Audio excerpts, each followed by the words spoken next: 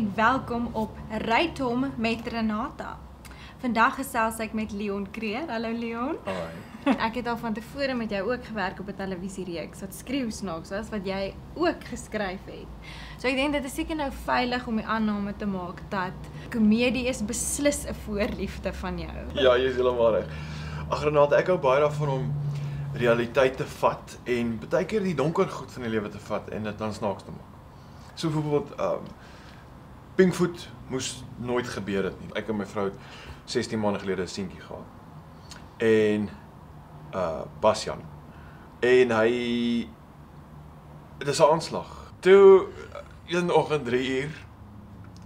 Toe kon ek nie meer nie en hy ons is weer op en dan die pyjama drol alles ek sê te vir ek is nou klaar. Wil jy nog een hê?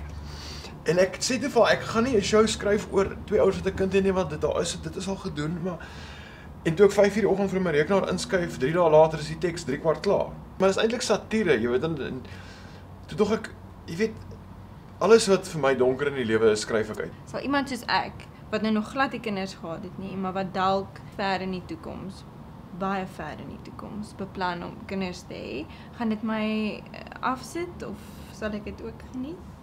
Kyk Renata, jy het mos nou nie 'n sin vir humor nie, so ek dink jy sal dit geniet noodwendig nie. Jy weet die ding is, ek dink almal wat al kinders gehad het, sal daar so sit en dink hulle gaan definitief goed sien wat hulle al met wat hulle gebeur het. Gevoelens, want die show gaan oor nie noodwendig die fisies toe.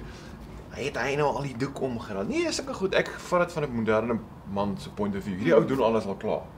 Jy weet, maar as die gevoelens wat daar agter baie keer skuil, want ek bedoel dis nogal 'n aanslag in 'n huwelik vat baie keer pak. Ja. En mense wat nou nie kinders het nie, dit gaan jou nie afsit nie. Hierdie is nou die ernstigste deel van die onderhoud en dit is nou tyd vir uithaal en wys. In uithaal en wys vir jou vandag het ek gedink, aangesien jy so goed is met woorde, gaan ons 'n bietjie jou woordeskat toets. En ek sal begin.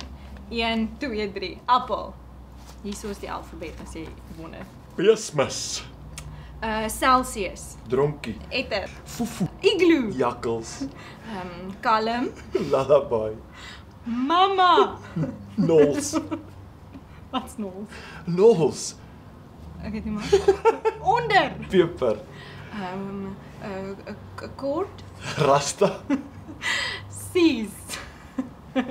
Trappe. Ah ja. Vreet. Waar? Kossa. Eyster. Zulu. Dankie Leon, ons is baie uit na Pinkfoot.